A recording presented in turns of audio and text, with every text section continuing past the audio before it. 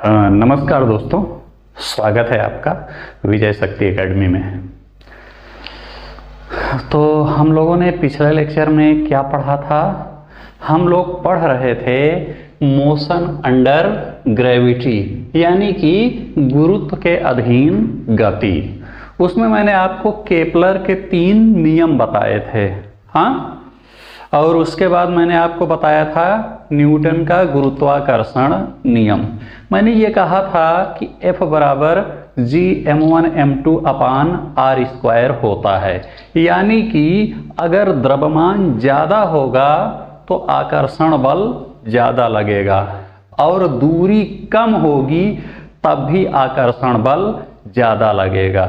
मैंने आपको ये चीज़ें समझाई थी। और वहाँ पर मैंने आपको एक बताया था कैपिटल जी मैंने बताया था कि एक नियतांक होता है, यानी कि एक कांस्टेंट होता है और इसकी वैल्यू होती है 6.67 इंटू 10⁻⁻11। और मैंने कैपिटल जी का मात्रक भी निकाला था कि चूंकि F बराबर Gm1m2 अपन r स्क्वायर होता है, अतः अगर हम G की वैल्यू निकालेंगे तो आएगा Fr स्क्वायर अपान m1m2। इस हिसाब से अगर हम कैलकुलेट करेंगे तो आ जाएगा न्यूटन मीटर स्क्वायर पर किलोग्राम स्क्वायर। ये मैंने आपको समझाया था।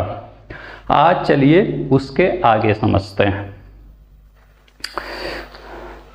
कि 2 चीजें समझेंगे, गुरुत्व और गुरुत्वीय त्वरण। सबसे पहले समझ, अच्छा ये मेरा व्हाट्सएप नंबर है और इसी पर टेलीग्राम भी चलता है, ठीक है। तो आप दोनों पर जुड़ जाइएगा, व्हाट्सएप से भी और टेलीग्राम से भी। नंबर ये है। चलिए, क्या कह रहा है कि ये बताइए गुरुत्व क्या होता है। गुरुत्व समझते हैं कि गुरुत्व क्या चीज है।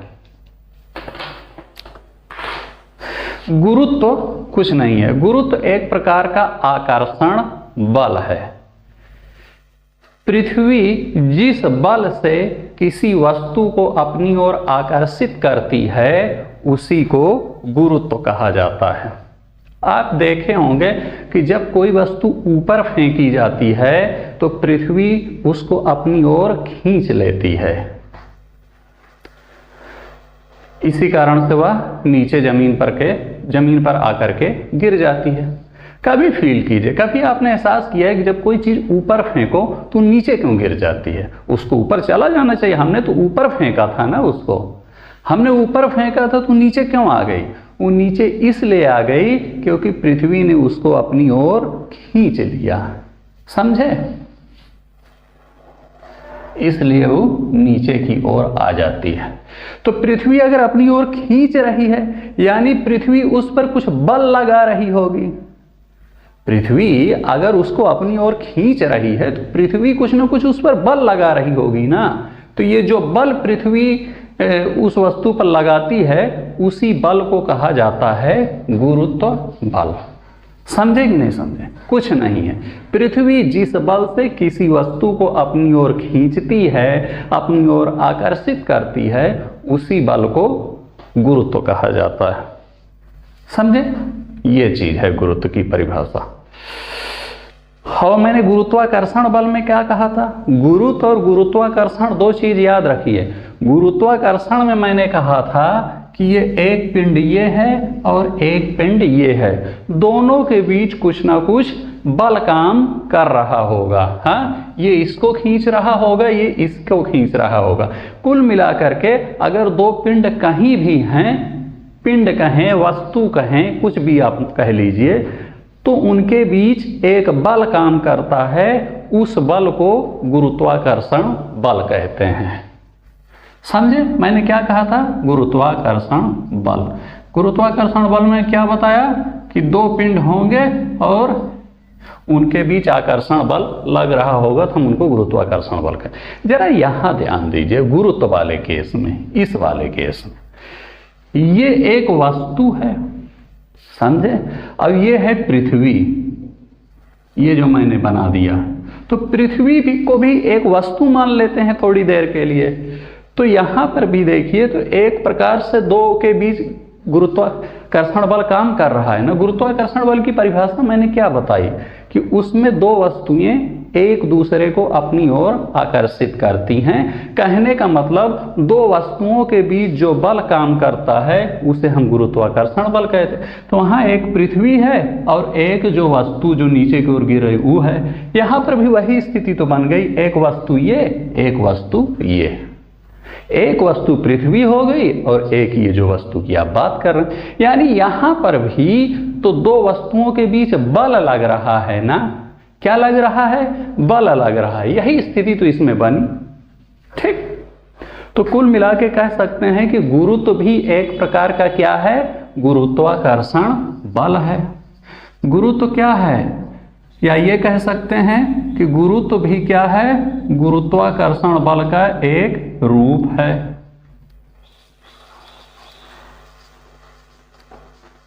कह सकते हैं कि नहीं कह सकते? बस फर्क ये है कि जब दो पिंड जो हैं उन दोनों पिंडों में से एक पिंड पृथ्वी हो तो कहेंगे कि गुरुत्व लग रहा है, और जब दो पिंड में से कोई दूसरा अपना पृथ्वी ना होकर के कुछ और है तो कहेंगे कि गुरुत्वाकर्षण बल है। तो गुरुत्व भी एक प्रकार का कुल मिला के कह सकते हैं कि गुरुत्वाकर्षण बल ही है, इतना जान लीजिए। हाँ, बस फर्क यह है कि गुरुत्व तब कहेंगे जब एक उसमें से दो में से एक पृथ्वी हो, और गुरुत्वाकर्षण बल में पृथ्वी हो या पृथ्वी ना भी हो तब भी कह देंगे कि गुरुत्वाकर्षण बल काम कर रहा है। ठीक है ना। तो गुरुत्व क्या है? गुरुत्वाकर्षण बल का एक रूप है। ठीक है ना।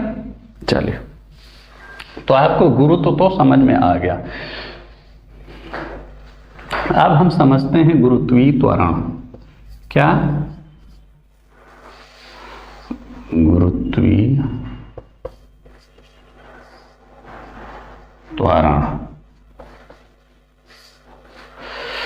जरा ये बताइए, मैंने आपको बताया था कि पृथ्वी मतलब कोई चीज ऊपर से जब नीचे की ओर आती है, जमीन की ओर जब कोई चीज आती है तो लगातार जो है उसका ये जो वेग है वो क्या होता जाता है? बढ़ता जाता है। मैंने क्या बताया कि ऊपर से जब कोई चीज नीचे आती है तो लगातार उसका वेग बढ़ता जाता है। वहां पर मैंने आपको पहले बताया रहा होगा इससे पिछले वाले क्लास में कि 9.8 की दर से वेग बढ़ता जाता है। हर सेकंड 9.8 बढ़ता जाएगा। और एक यानी कि वेग परिवर्तित हो रहा है। क्या हो रहा है? मैंने क्या बताया कि वेग बढ़ता जाएगा।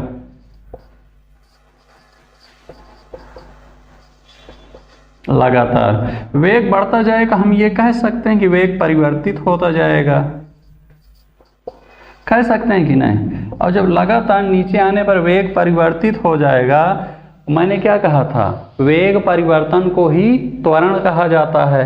तो मैं यहाँ क्या कह सकता हूँ कि यानी इसमें क्या लग रहा है? त्वरण लग रहा है नीचे आने पर, और इस त्वरण को क्या कहा जाता है? गुरुत्वीय त्वरण। समझे? तो गुरुत्वीय त्वरण कुछ नहीं है, एक प्रकार का त्वरण ही है गुरुत्वीय त्वरण। गुरुत्वीय त्वरण को दिखाते हैं हम स्मॉल जी से। तो गुरुत्वीय त्वरण क्या है? गुरुत्वीय त्वरण है क्या? किस चिड़िया का नाम है गुरुत्वीय? गुरुत्वीय त्वरण भी एक प्रकार का त्वरण है। त्वरण हम कब कहते हैं? जब क्षैतिज दिशा में, जब ऐसे चल रहा होता। और गुरुत्वीय त्वरण क्या कहेंगे? जब ऊपर से नीचे आ रहा होगा कोई चीज, या नीचे से ऊपर जा रहा होगा, तब जो त्वरण काम करता है उसे हम गुरुत्वीय त्वरण कहते हैं। ठीक है ना। चलिए, ऊपर नीचे के केस में क्या बोलेंगे? गुरुत्वीय त्वरण। और क्षैतिज के केस में क्या बोलेंगे? त्वरण। अब इस केस में गुरुत्वीय त्वरण। समझे? समझ गए? कोई दिक्कत है? नहीं। गुरुत्व तो समझ गए। पृथ्वी जिस बल से किसी वस्तु को अपनी ओर आकर्षित करती है उसे गुरुत्व कहते हैं। गुरुत्व भी एक प्रकार का गुरुत्वाकर्षण बल ही है। क्यों? गुरुत्वाकर्षण बल है क्या? दो के बीच जब कोई बल काम करता है, दो वस्तु या दो पिंडों के बीच, तो हम उसे गुरुत्वाकर्षण बल कहते हैं। यही स्थिति यहाँ पर भी तो है, एक वस्तु है पृथ्वी, एक वस्तु है ये, हाँ, तो यानी कह सकते हैं कि यहाँ पर भी दो वस्तुओं के बीच बल काम कर रहा है, तो कह सकते हैं कि यहाँ पर भी गुरुत्वाकर्षण बल लग रहा है। तो गुरुत्व भी एक प्रकार का गुरुत्वाकर्षण बल ही है। ठीक, चलिए, इतना आपने नोट कर लिया कि नहीं?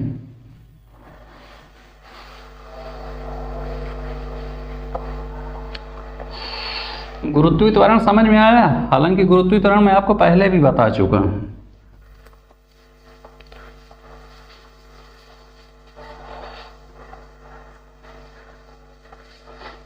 गुरुत्वीय त्वरण बताया था, तभी तो आपको समझाया था कि जी मैकेनिक्स वाले चैप्टर में मैंने आपको समझा दिया था कि जी लगातार बढ़ता जाएगा, नीचे आने पर, ऊपर जाने पर घटता जाएगा, यानी नीचे आने पर पॉजिटिव जी लगेगा और ऊपर जाने पर निगेटिव जी लगेगा।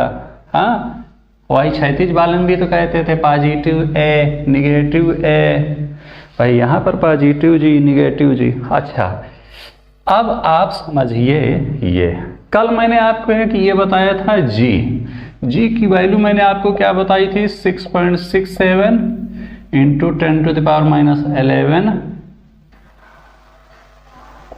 न्यूटन मीटर स्क्वायर प्रति किलोग्राम स्क्वायर। ये मैंने आपको कल एक जी की वैल्यू बताई थी, और मैंने आपको कहा था कि जी है एक क्या? नियतांक, समझे, यानी कांस्टेंट है। इस जी की वैल्यू हमेशा इतना रहेगी, कभी बदलेगी नहीं, कभी चेंज नहीं होगी। मैंने आपको ये बताया था।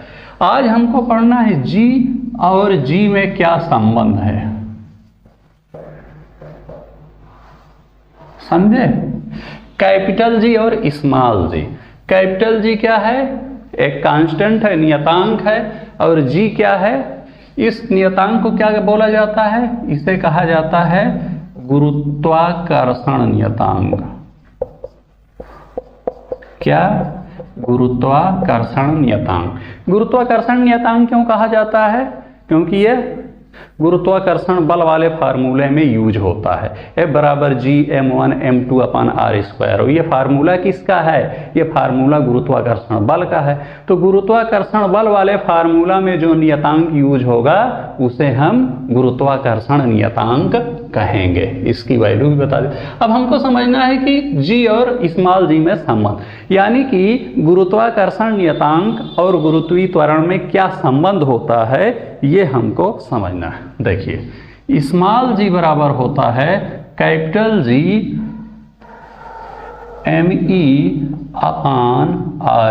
me/re²। ये फार्मूला आप लिख लीजिए। क्या? ये होता है फार्मूला। ये me क्या है? ई है ना, ई फॉर अर्थ, अर्थ यानी पृथ्वी। तो me क्या है? पृथ्वी का द्रव्यमान। और ये re क्या है? पृथ्वी की त्रिज्या, समझे? और g क्या है? वही गुरुत्वाकर्षण नियतांक।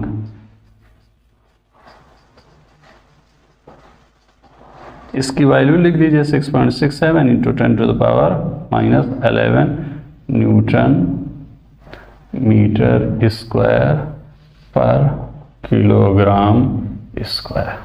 ठीक है ना? ये होता है फार्मूला।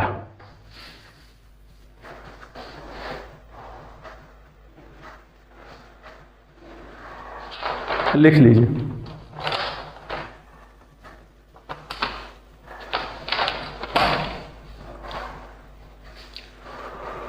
लिख लीजिए तो आगे बताएं हम।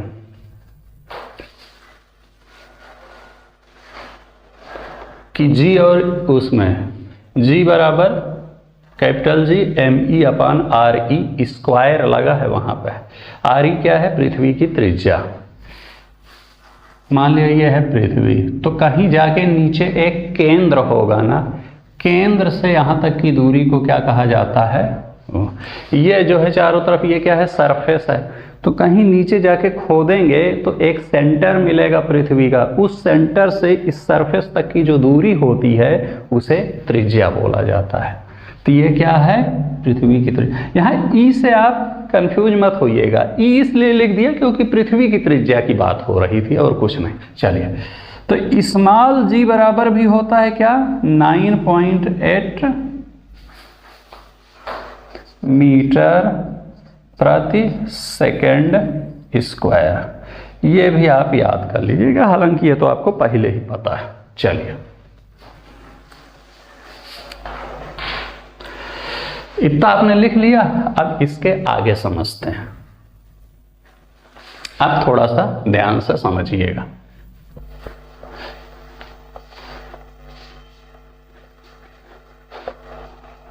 ये कैपिटल जी स्मॉल जी में संबंध सब लिखते जाइए आप।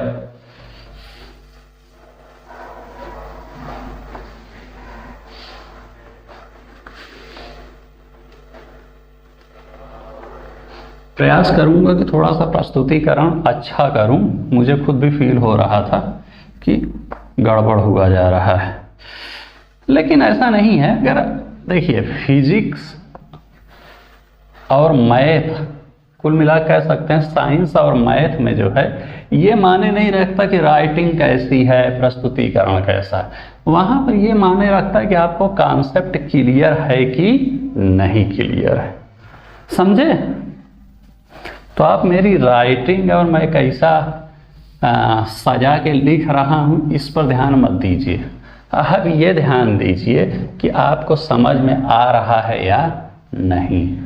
देखिए, अब ये काला पड़ गया है, ये मिट नहीं रहा है। समझे?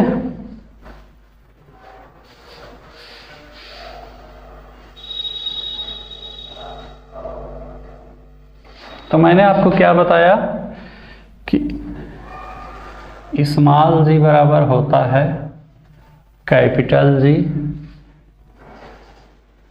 ME अपान RE स्क्वायर। ये मैंने आपको बताया था। ये क्या है, गुरुत्वीय त्वरण। अब आप ध्यान से देखिएगा, यहां से क्वेश्चन पूछता है।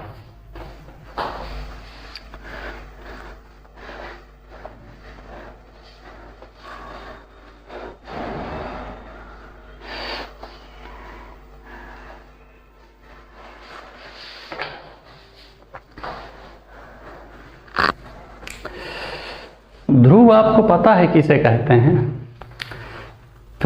ज्योग्राफी तो आपने पढ़ी होगी।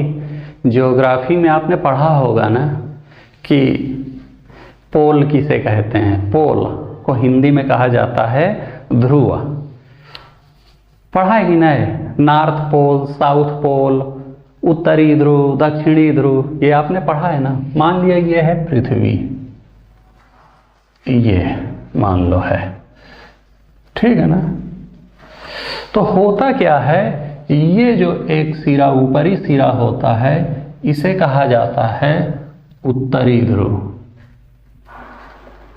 और ये जो निचला सिरा होता है इसे कहा जाता है दक्षिणी ध्रुव। ठीक, ये आपको पता है। यहां मैं जो मेन चीज आपसे कहना चाहता हूं, कहा जाता है, नोट कर लीजिए, कि पृथ्वी ध्रुवों पर चपटी हुई है। कुल मिलाकर के गोल नहीं है। जैसे एक बाल आप गोल ले लीजिए और ऊपर से इसे चपटा दीजिए, तो क्या है, पृथ्वी ध्रुवों पर चपटी हुई है। अगर चपटी हुई है तो क्या हो जाएगी, जैसे आप गेंद लीजिए और गेंद को इसे चपटा दीजिए तो क्या हो जाएगा, इस साइड बड़ा हो जाएगा और ऊपर नीचे वाली जो लंबाई होगी वो कम हो जाएगी। कुल मिला के अगर चपटी हुई है तो हम क्या कह सकते हैं कि ये लंबाई बड़ी हो जाएगी। जैसे पहले अगर कोई चीज़ ऐसे है और इसको हम ऊपर से ऐसे चपटा दें तो ये कैसे बन जाएगा, ऐसे बन जाएगा। यानी इधर की लंबाई ज़्यादा हो जाएगी और इधर की लंबाई कम हो जाएगी। कह सकते हैं कि नहीं कह सकते हैं? समझने के लिए समझे तो कह सकते हैं कि ये वाली लंबाई ज़्यादा होगी और ये वाली लंबाई क्या होगी, कम होगी। अगर ये वाली लंबाई हम मान ले हैं R1 और ये वाली मान ले है R2, तो यहाँ हम क्या कह सकते हैं कि ये n नहीं है, R है, याद रखिएगा।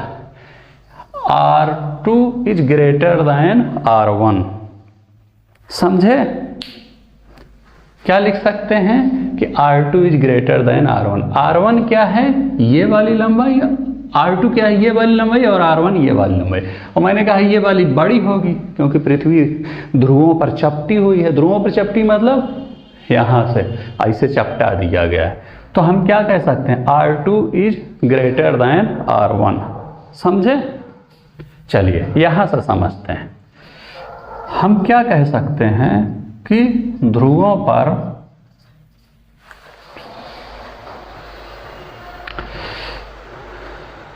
ये वाली देखिए, इसको देखिए,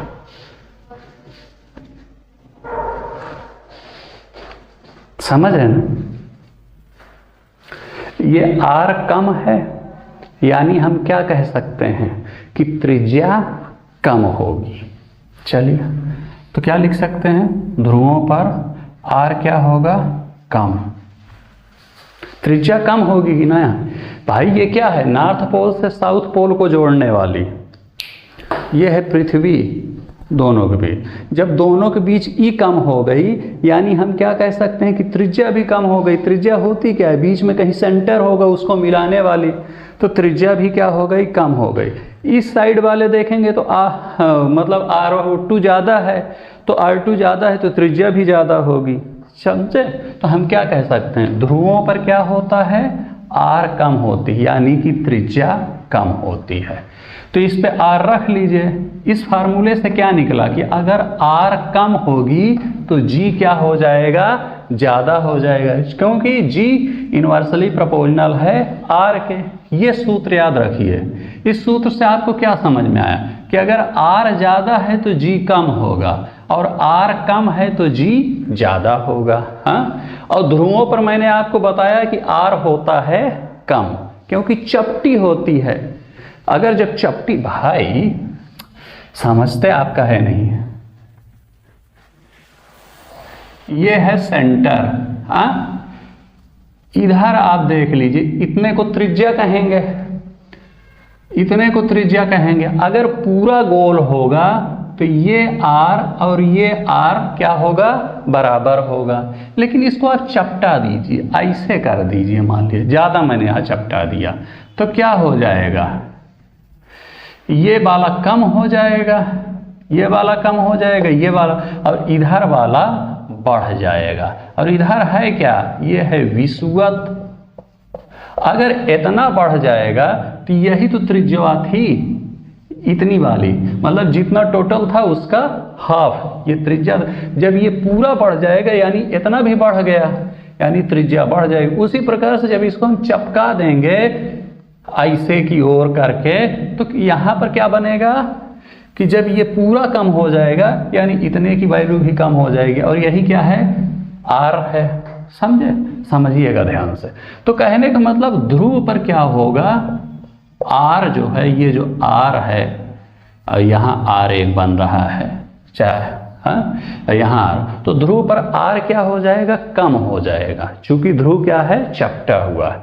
ज्योग्राफी में आप समझ लीजिए। तो ध्रुवों पर R कम, अगर R कम तो इससे क्या आप समझे? अगर R कम है तो इससे आप क्या समझे? इस फार्मूले से कि G ज़्यादा हो जाएगा। यानी हम कह सकते हैं कि ध्रुव पर G की वैल्यू ज़्यादा होगी। लिख लीजिए पहला केस। दूसरा केस हमें यही पूछता है कि ध्रुव पर G की वैल्यू बढ़ेगी कि घटेगी, क्या होगा? विषुवत पर देखिए, विषुवत का क्या मतलब होता है? ये वाली जो होती है उसे विषुवत रेखा कहते हैं। इसको और इसको मिलाने वाली को विषुवत रेखा कहते हैं। ध्रुव क्या होता है? ये नॉर्थ ध्रुव, साउथ ध्रुव, और विषुवत क्या है? ये और ये, इसको मिलाने वाली रेखा को विषुवत कहते हैं। तो जरा ये बताइए कि विषुवत पर G की वैल्यू क्या होगी? बढ़ेगी घटेगी? विषुवत पर R ज़्यादा होता है, और यहाँ पर R ज़्यादा का मतलब क्या होगा? G कम। लिख दीजिए कि विषुवत पर आर ज्यादा, आर ज्यादा का मतलब क्या है, जी कम। ठीक, ध्रुव पर आपको क्लियर हो गया कि जी कम और विषुवत ध्रुव पर जी ज्यादा। जब मैं ऊपर को तीर बनाऊं तो आप समझ लीजिए ज्यादा की बात कर रहा हूं, और नीचे को तीर बनाऊं समझ लीजिए कम की बात कर, और विषुवत पर जी की वैल्यू क्या होगी, कम होगी। समझे? चलिए, इतना आप समझ गए कि नहीं समझ गए? इसके आगे एक चरण देखिए।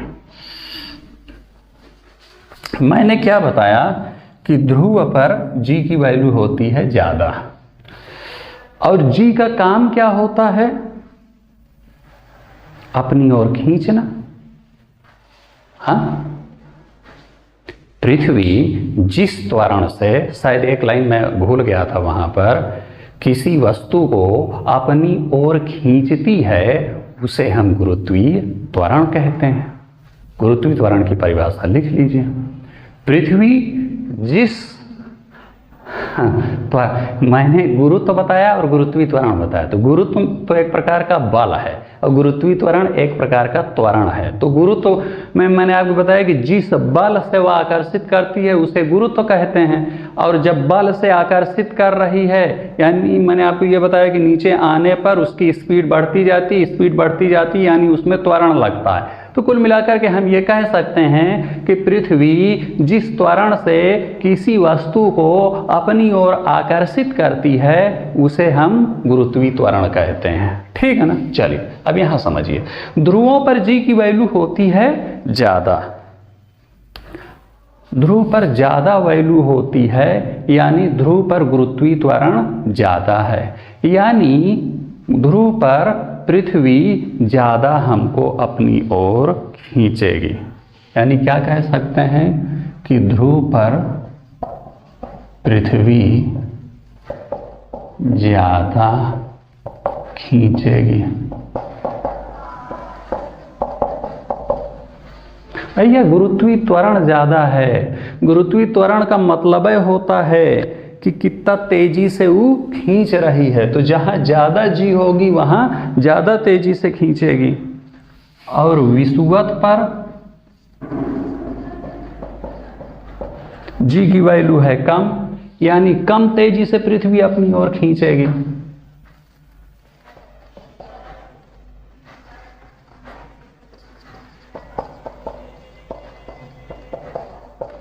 अच्छा ये बताइए, मान लिया कोई चीज ऊपर फेंक रहे हैं, हाँ,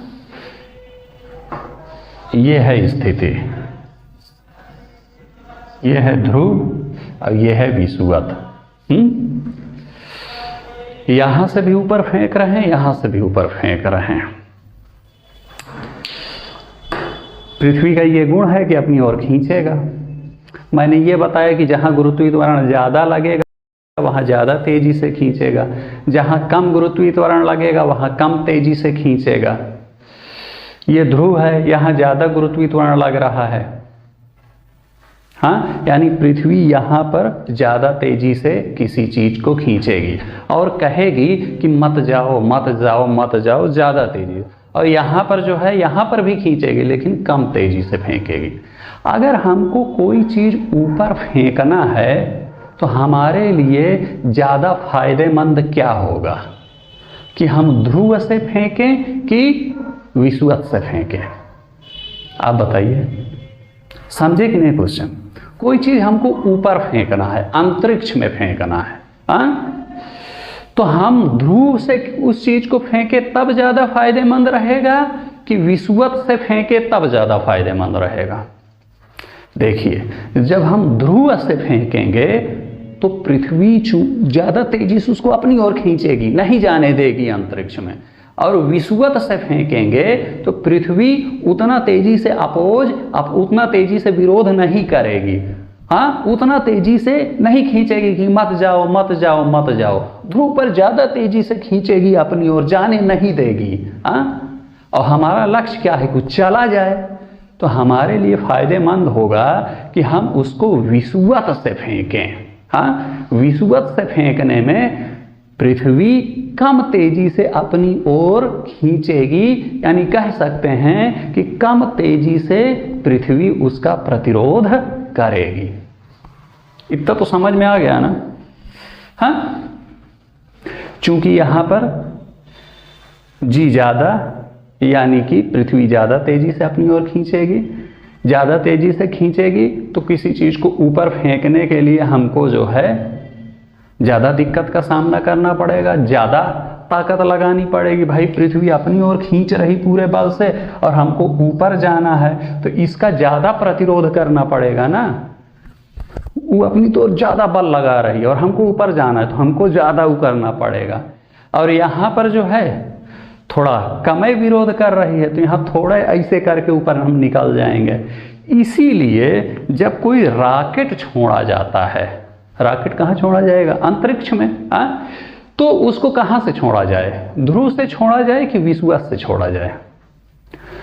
उसको विषुवत से छोड़ा जाता है, चूंकि विषुवत में होता है जी कम। जी कम यानी कि पृथ्वी का आकर्षण बल कम, यानी पृथ्वी अपनी ओर उतना ताकत से नहीं खींचेगी। हाँ, कि नहीं मत जाओ मत जाओ मत जाओ। इसीलिए विषुवत से छोड़ने को हम ध्रुव से भी छोड़ सकते हैं, लेकिन ध्रुव में क्या करेगी? पृथ्वी ज्यादा विरोध करेगी। हाँ, इसलिए हमको पृथ्वी के खिलाफ ज्यादा ताकत लगानी पड़ेगी, तब हम जा पाएंगे। यहाँ थोड़ा कम ताकत में हम पहुंच जाएंगे, इसीलिए वो फेंका जाता है। ठीक, समझ गए कि नहीं समझ गए?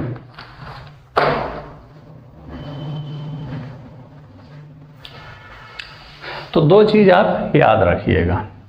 गुरुत्वीय त्वरण क्या है? जिस त्वरण से पृथ्वी किसी वस्तु को अपनी ओर खींचती है उसे हम गुरुत्वीय त्वरण कहते हैं, और जिस बल से पृथ्वी किसी वस्तु को अपनी ओर आकर्षित करती है उसे गुरुत्व कहते हैं। जी, ये फार्मूला मैंने आपको बताया। क्वेश्चन पूछता है कि ध्रुव पर जी का मान क्या होगा? ज्यादा होगा कि कम होगा? विषुवत पर जी का मान, चूंकि ध्रुव पर आर कम होता है। आर कम क्यों होता है? क्योंकि ध्रुव पर ऐसे चपटी होती, जब चपटी होती है तो पूरी ऊपर वाली अगर लंबाई देखेंगे तो कम हो जाएगी। ऊपर वाली लंबाई कम यानी उसका हाफ कर देंगे, त्रिज्या कम हो गई, आर कम हो गया, और आर कम तो जी ज्यादा, यानी ध्रुव पर जी की वैल्यू ज्यादा, और विषुवत पर आर ज्यादा यानी जी कम। तो इस हिसाब से कह सकते हैं कि विषुवत पर जी की वैल्यू होती है कम। ठीक, तो ध्रुव और विषुवत पर जी आपको समझ में आ गया। और मैंने क्या बताया? जी होता क्या है? जिस त्वरण से पृथ्वी किसी को अपनी ओर खींचती है उसे जी कहते हैं। तो जहां जी ज्यादा होगा वहां ज्यादा अपनी ओर खींचेगी, यानी कोई चीज ऊपर फेंकना है तो ज्यादा मुश्किल होगी क्योंकि पृथ्वी अपनी ओर खींच रही है। तो वही चीज मैंने कहा कि कि पृथ्वी पर, ध्रुव पर ज्यादा जी है, यानी वहां पर पृथ्वी ज्यादा ताकत से अपनी ओर खींच रही है, यानी वहां से कोई चीज अगर फेंकेंगे तो हमको नीचे से ज्यादा बल लगाना पड़ेगा। इसलिए हम जो है ध्रुव से नहीं फेंकते, हम कहाँ से फेंकते हैं? विषुवत से फेंकते। भाई हमारा भी लक्ष्य रहता है ना कि कम विरोध हो, ऊपर चली जाए आसानी से, पृथ्वी उसका कम विरोध करे, तो हमको एनर्जी भी कम देनी पड़ेगी। हाँ भाई, कम विरोध होगा तो थोड़ा कम है, हम जो है ईंधन में ऊपर चले जाएंगे, ईंधन का खर्चा ज़्यादा हो जाएगा ना अगर हम वहाँ से भेजेंगे। तो इसलिए किसी भी देश को देखोगे तो जब वो अपना रॉकेट वॉकेट छोड़ता है ना तो विषुवत से छोड़ता है, वो ध्रुव से कभी नहीं छोड़ता। तो होता क्या है कि जो विषुवत रेखीय देश हैं, जो विषुवत रेखा के आसपास वाले देश हैं, उनके लिए तो कोई दिक्कत है ही नहीं है। लेकिन मान लिया कोई देश ध्रुव के पास है, अब वो कैसे छोड़ेगा? हाँ, तो वो भी क्या करता है कि उन विषुवतीय देशों से संपर्क करता है कि भैया हमको एक रॉकेट छोड़ना है, आप अपने देश से छोड़ने देंगे कि नहीं? तो उनके बीच अपना डील होती है और फिर उनके देश में आकर के वो छोड़ता है, समझे? क्योंकि उसको विषुवत से छोड़ना है। चलिए, इतना समझ गया आप?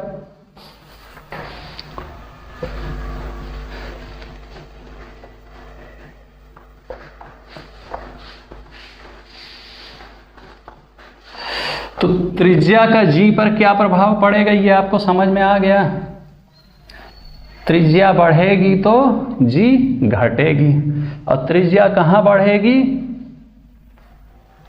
त्रिज्या कहाँ बढ़ेगी, विषुवत पर, और त्रिज्या घटेगी तो जी बढ़ेगी, और त्रिज्या घटेगी कहाँ पर, ध्रुव पर, यानी ध्रुव पर जी की वैल्यू क्या हो जाएगी, बढ़ जाएगी।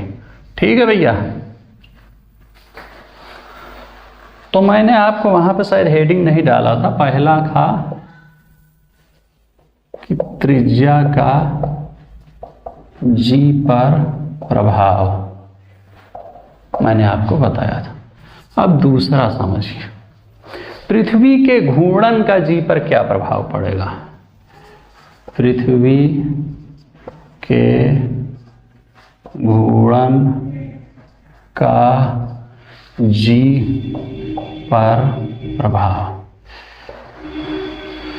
ये हमको देखना है। दूसरा वाला, आपको एक चीज पता है ना कि पृथ्वी पश्चिम से पूर्व की ओर घूमती है, पश्चिम से पूर्व की ओर। इतना आप नोट कर लीजिए। कोई पूछे कि पृथ्वी कैसे घूमते हैं, तो पश्चिम से पूर्व की ओर, ऐसे ऐसे ऐसे ऐसे, ठीक है ना। पूर्व से पश्चिम मत कीजिएगा, पश्चिम से पूर्व। तो घूर्णन का, पृथ्वी के घूर्णन का जी पर क्या प्रभाव पड़ेगा, ये है। तो चलिए, पहला, ध्रुवों पर क्या प्रभाव पड़ेगा,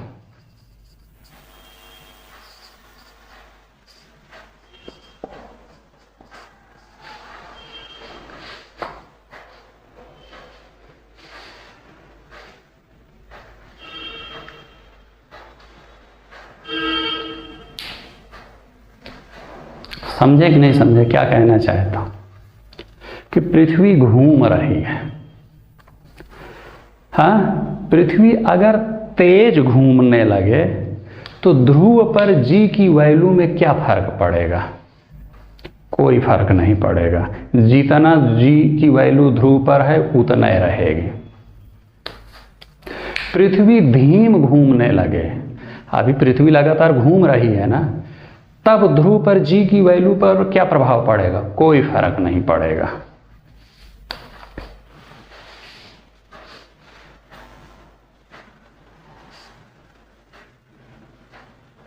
यानी नो इफेक्ट। कह सकते हैं कि पृथ्वी चाहे तेज घूमे चाहे धीमे घूमे, ध्रुव पर कोई फर्क नहीं पड़ेगा जी की वैल्यू पर। सारा चीज ये कह रहा है यहां पर कि जी पर क्या प्रभाव पड़ेगा, वहां मैंने आपको बताया था क्या निकालना है, गुरुत्वीकरण पर क्या प्रभाव पड़ेगा, समझे। फिर अगला स्टेप वो समझेंगे, वहां वाला।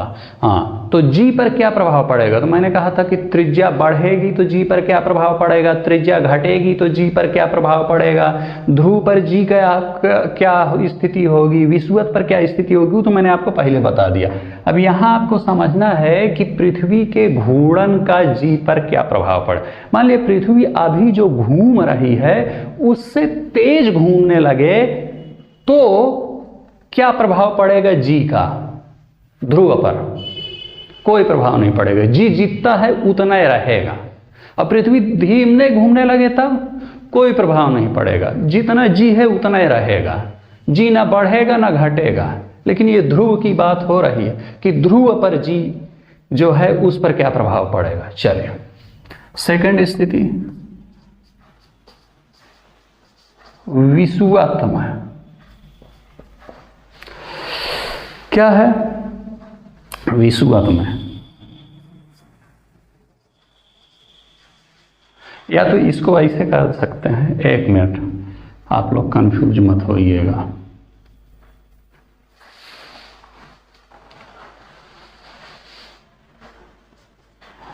पृथ्वी तेज कर दे,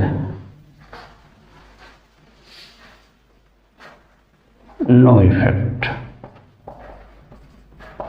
पृथ्वी घूमना तेज कर दे, कोई प्रभाव नहीं पड़ेगा ध्रुव पर जी की वैल्यू में। पृथ्वी धीमा घूमना करना, पृथ्वी का घूर्णन कम हो जाए, यानी पृथ्वी जो घूम रही है वो अपनी रफ्तार घूमने की धीमी कर दे, तब ध्रुव पर जी की वैल्यू पर क्या प्रभाव पड़ेगा? नो इफेक्ट, कोई इफेक्ट नहीं पड़ेगा। ठीक ना। चलिए दूसरा करते हैं विषुवत पर बाबू।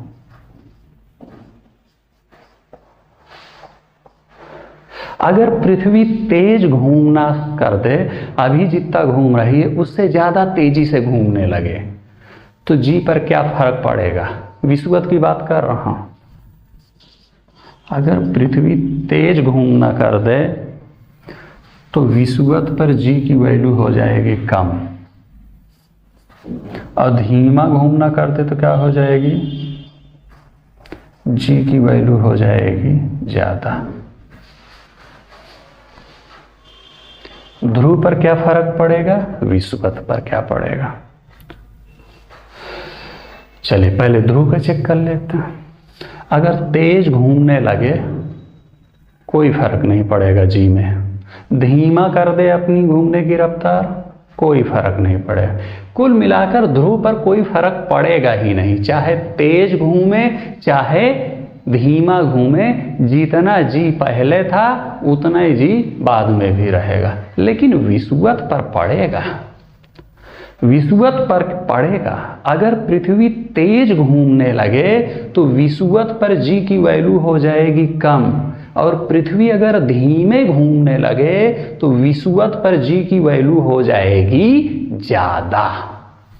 समझे? उल्टा है, तेज घूमेगा तो जी कम और धीमा घूमेगा तो जी ज्यादा। उल्टा संबंध है कुल मिलाकर के, कंफ्यूज मत होइएगा। उल्टा संबंध, तेज घूमा तो जी कम और धीमा घूमा तो जी ज्यादा, और यहां पर तो कोई फर्क है ही नहीं। चलिए कह रहा है एक तीसरी स्थिति कि अगर घूर्णन जो है 17 गुना हो जाए, 17 गुना, कितने गुना? तब क्या फर्क पड़ेगा?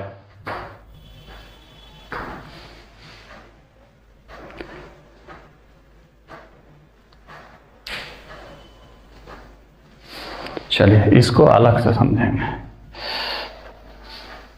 ये दो चीज आपको समझ में है। ध्रुव चलिए वो अलग बिंदु है, इसलिए उसको मैं अलग से निकालता हूं।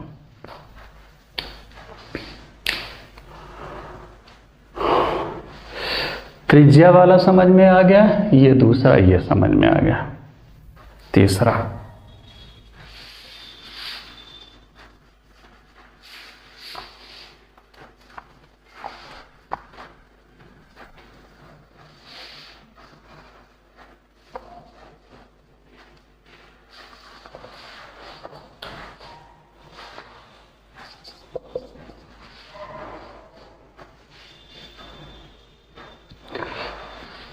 पृथ्वी की सतह से ऊपर जाने पर जी कितना हो जाएगा?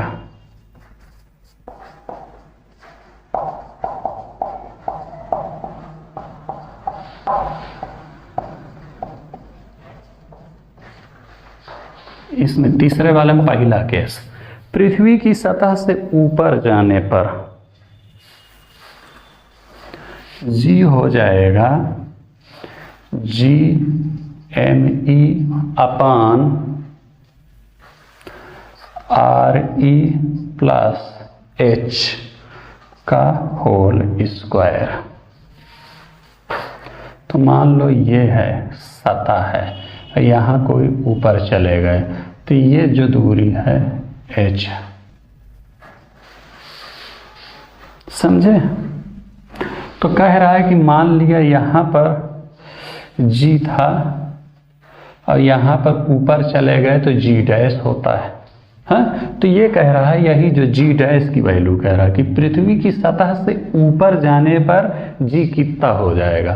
तो वही G कैपिटल G पृथ्वी का द्रव्यमान बटे पृथ्वी की त्रिज्या, ये इतना दूरी, और प्लस H, ये H क्या है?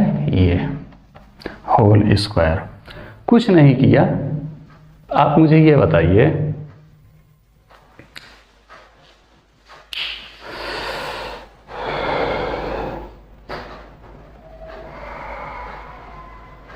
अच्छा, इसमें मुझे लगता है 3 केस बना देना चाहिए। 1 मिनट आप रुक जाइए। वहां तक आपको क्लियर है ना? वहां तक क्लियर? ये बताता तो इसमें 3 केस बनाता हूं कि पृथ्वी की सतह पर जी क्या होगा। मैंने आपको बताया था कि GME/RE²।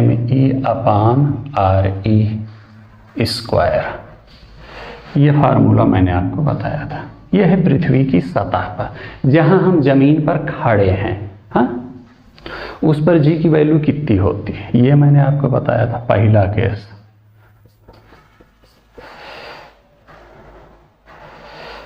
सतह से ऊपर जाने पर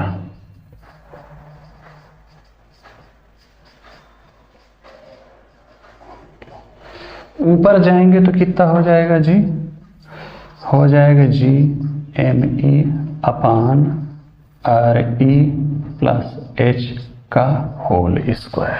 दूसरा केस समझे?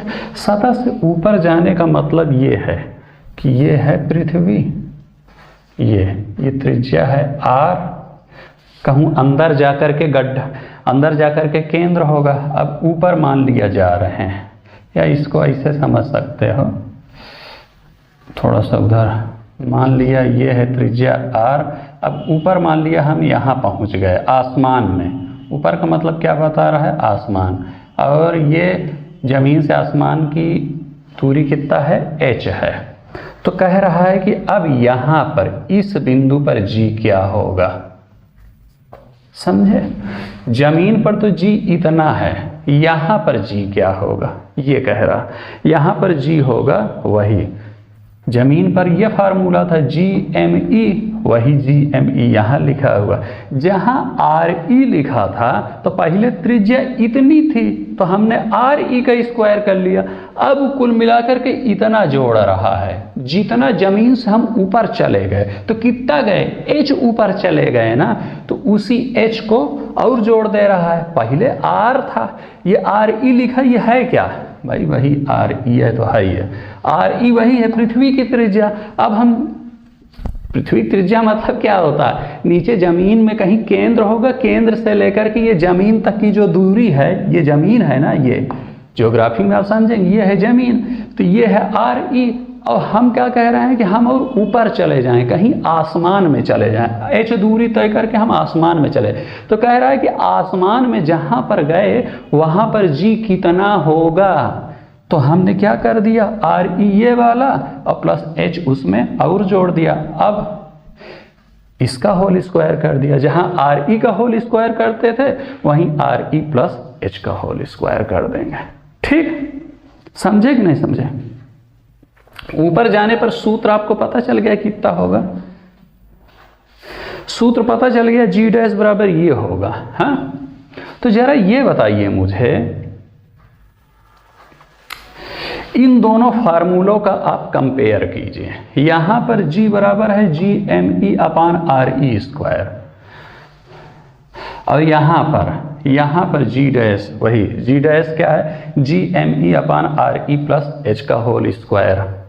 दोनों फार्मूला आप थोड़ा ध्यान से देखिए, आपको क्या समझ में आ रहा है।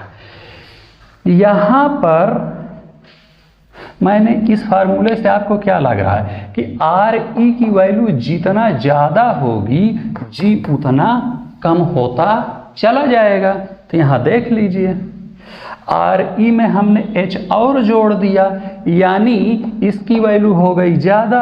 यानी हम क्या कह सकते हैं कि G हो जाएगा कम। यानी इससे हम ये समझ सकते हैं कि G' जो होगा वो G से कम हो जाएगा। यानी हम ये कह सकते हैं कि ऊपर जाने पर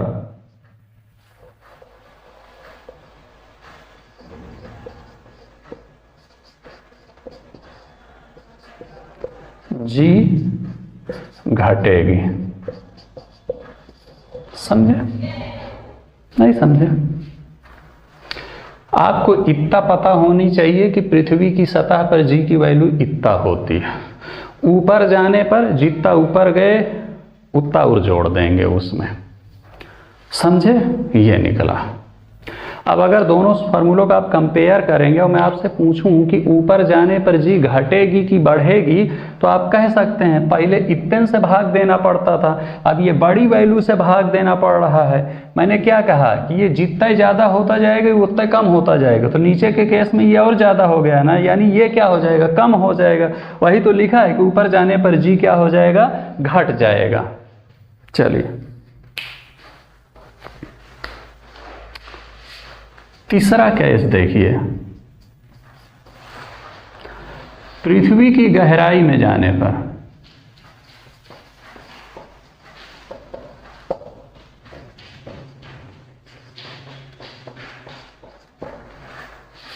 क्या कह रहा है, पृथ्वी की गहराई में जाने। ये है पृथ्वी। अब यहां से हम कहीं चले गए, यहां मान लिया पहले h वहाँ ये ऊपर गए थे, अब यहाँ हम नीचे चले आए। हाँ, ये मान लिया सेंटर है, ये है r आपका, ये है मान लिया आपका गहराई में कहीं पर नीचे जमीन खोद करके चले आए। कह रहा है कि ये बताइए यहाँ पर g की वैल्यू, तो इसका फार्मूला होता g डैश बराबर g 1 माइनस h अपान r।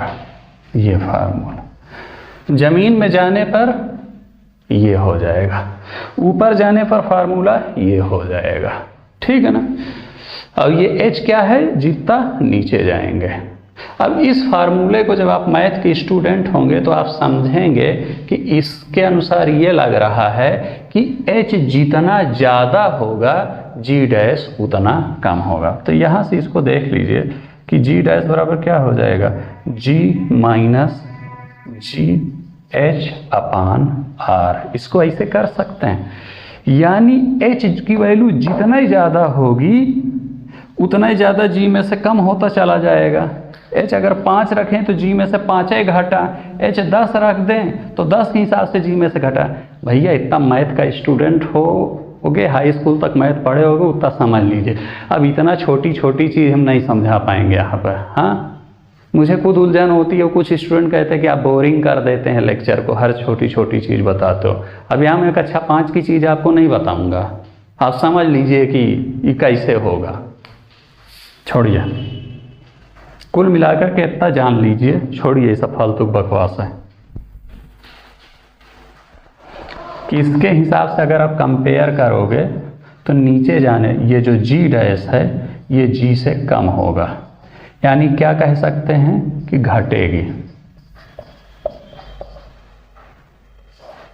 यानी नीचे जाने पर भी जी की वैल्यू क्या होगी, घटेगी। ऊपर जाने पर भी जी की वैल्यू घटेगी, जमीन के नीचे जाने पर भी जी की वैल्यू घटेगी। आपसे कोई और सतह पर जी की वैल्यू जितना रहेगी उसके ऊपर जाएंगे तो उसकी तुलना में कम हो जाएगी, नीचे जाएंगे तो कम हो जाएगी। अब आपसे कोई पूछ सकता है कि कितना रहेगी, तो सतह पर जी की वैल्यू रहेगी जी बराबर G M E upon R E square, ऊपर जाने पर हो जाएगी G M E upon R E plus H का होल स्क्वायर। यही जो आर ई है उसी में एच और जोड़ दिया, ठीक है ना। चलिए, और नीचे जाने पर फार्मूला ये हो जाएगा, जी डैश बराबर हो जाएगा जी 1 माइनस एच अपान आर। यहाँ पर h क्या है, जितना ऊपर गई, यहाँ पर h क्या है, जितना गहराई में नीचे गई। r क्या है, हर जगह r वही है, पृथ्वी की त्रिज्या। समझे कि नहीं समझे? 3 फार्मूला आप लिख लीजिए, ये वाला सतह पर के लिए, ये वाला आप लिख लीजिए सतह से ऊपर जाने के लिए, और ये वाला लिख लीजिए गहराई में जाने पर।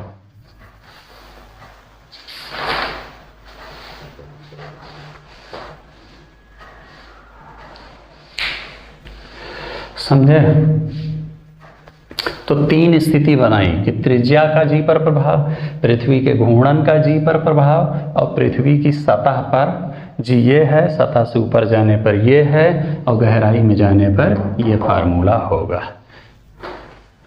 और इतना याद रखिएगा कि ऊपर जाने पर जी कम हो जाएगा इस सूत्र के हिसाब से, नीचे जाने पर गहराई में भी जाएंगे तो जी कम हो जाएगा इस सूत्र के हिसाब से, क्योंकि गहराई वाला सूत्र ये है। रट लीजिए, उसमें करना क्या है कि ऊपर जाने पर घटेगा, नीचे जाने पर घटेगा। अब कोई फार्मूला पूछे थी, फार्मूला आप बता दीजिएगा।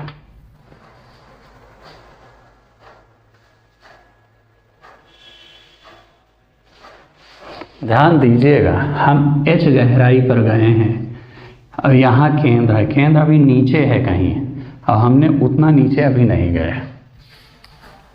चलिए इधर का एक बार मिटा करके इसको समझते हैं।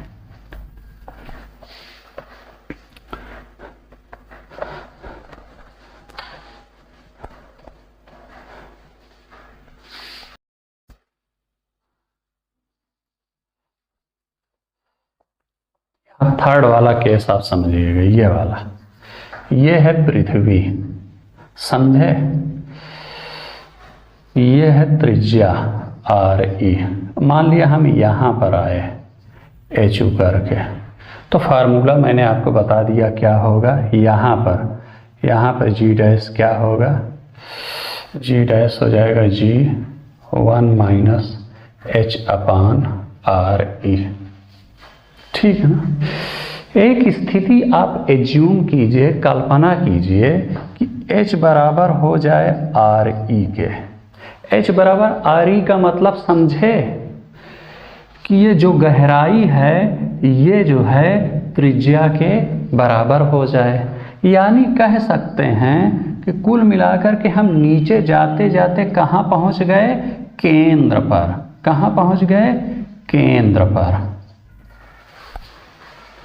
भाई H/RE कब होगा, यही तो है RE। हाँ, RE क्या है, यही है ना ये। और हमने क्या कहा, H क्या है, जितनी गहराई पर गए, यानी अगर हम RE गहराई पर गए तो कुल मिला के हम कहाँ पहुँच जाएंगे, यहाँ पर केंद्र पर हम पहुँच जाएंगे।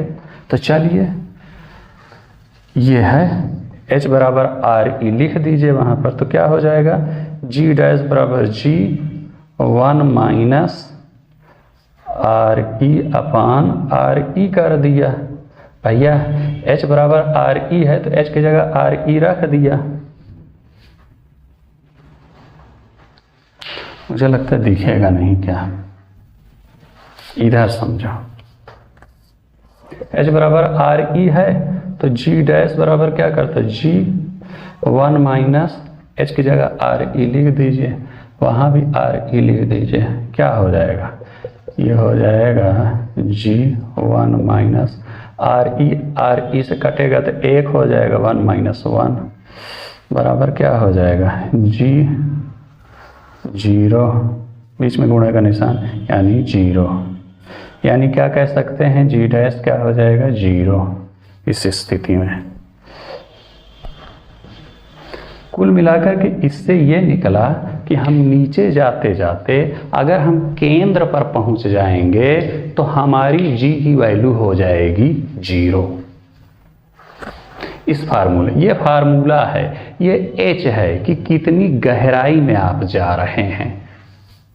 ठीक है, तो हमने कहा कि हम जाते जाते हम केंद्र पर पहुंच गए, तो केंद्र पर पहुंच गए यानी गहराई आपकी कितनी हो गई, RE हो गई। तो H की जगह आप RE रख दीजिए, G डैश बराबर G1 माइनस RE/RE।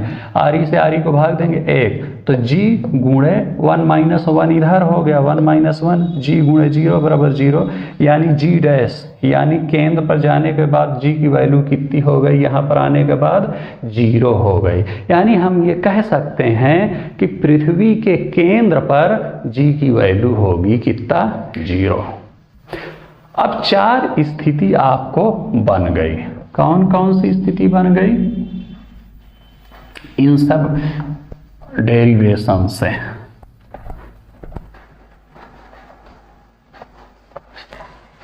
पहली स्थिति क्या बनी कि सतह पर कितनी होती है, सतह पर G होती है G_ME/RE²। ऊपर जाने पर दूसरी स्थिति जी ME अपान RE प्लस H का होल स्क्वायर। तीसरा, नीचे आने पर मतलब क्या कह रहा,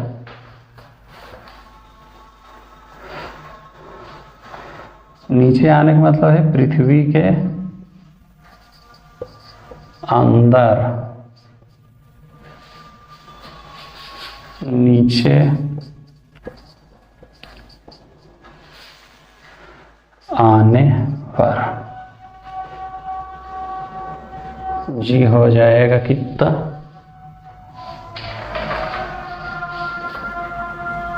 ये मतलब जी डैश यहाँ लिख सकते हैं जी 1 माइनस H अपान R।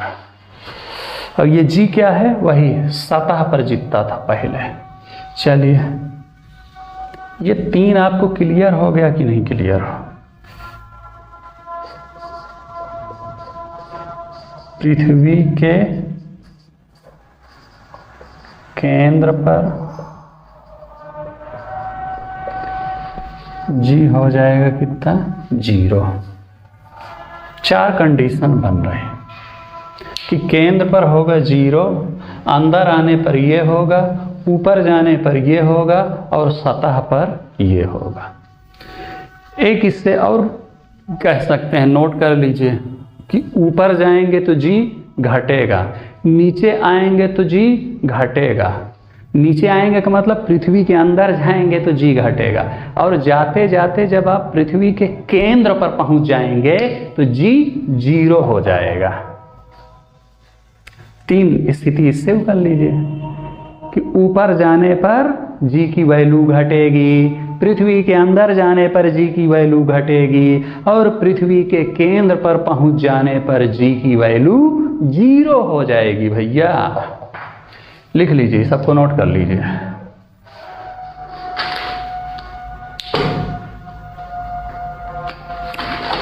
दो पॉइंट आपको बता देता हूं, उसका जी से कोई मतलब नहीं।